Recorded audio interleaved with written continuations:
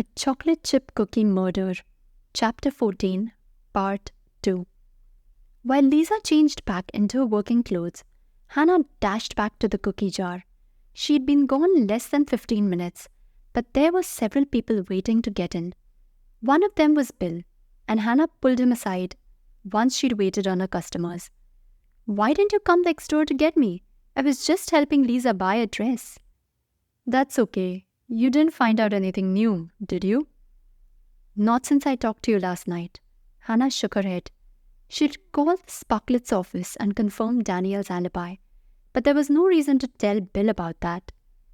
"Did you check out the bouncer?"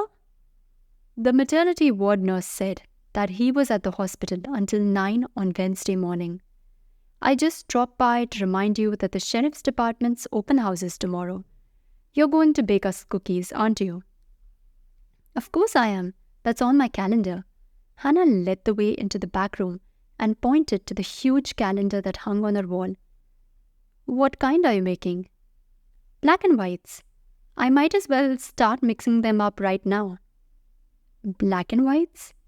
"They're fudge cookies with powdered sugar on top," Hannah explained. "I developed the recipe last week and I'm naming them after our new squad cars." "The guys will like that. Are you going to bake them now?" "No, not until tomorrow morning. The dough has to chill overnight. I'll have them out at the station before noon." "There's another reason I came in. Sheriff Grant's driving the new guy around, and he said he'd come in to pick them up." "New guy?" "He's coming in tomorrow morning. Sheriff Grant hired a really good detective from MPD." "Why would a Minneapolis detective want to come here?" Hannah was flabbergasted. "It's got to mean a big salary cut." "I know. We only make half as much as the MPD guys. But I heard that he wanted to move here for personal reasons." "Personal reasons?" "Yeah, he wanted to get out of Minneapolis. I know his wife died. I figure he probably wants to make a fresh start, but things don't remind him of her." That made sense, but Hannah was still worried. Winnetka County was big, but did the sheriff's department really need 2 new detectives? "There's a lot I can learn from this guy, Hannah. I got a chance to peek at his personnel jacket, and he solved a ton of tough cases." Hannah nodded and got out her mixing bowls, arranging them in a row. What Bill had just told her disturbed her deeply. If this new man had been hired as a detective, it didn't bode well for Bill's promotion.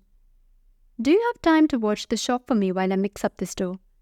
Lisa should be back any minute and I'll pay you in cookies." "Sure." Bill gave her a big grin. "I'm on my lunch break." Once Bill had left, Hannah gathered the ingredients for the cookies she'd named Black and Whites. While she worked, she thought about the new detective. Bill had said that his wife had died, and Dolores was bound to zero in on any new, unattached man in town. Hannah did her best to practice positive thinking as she mixed up the dough. She'd won a jackpot last night, and if her luck held, Bill's new colleague wouldn't be the type of man that her mother would consider as a prospective son-in-law. Unfortunately, as far as Dolores was concerned, any ambulatory male without a felony conviction was a viable candidate.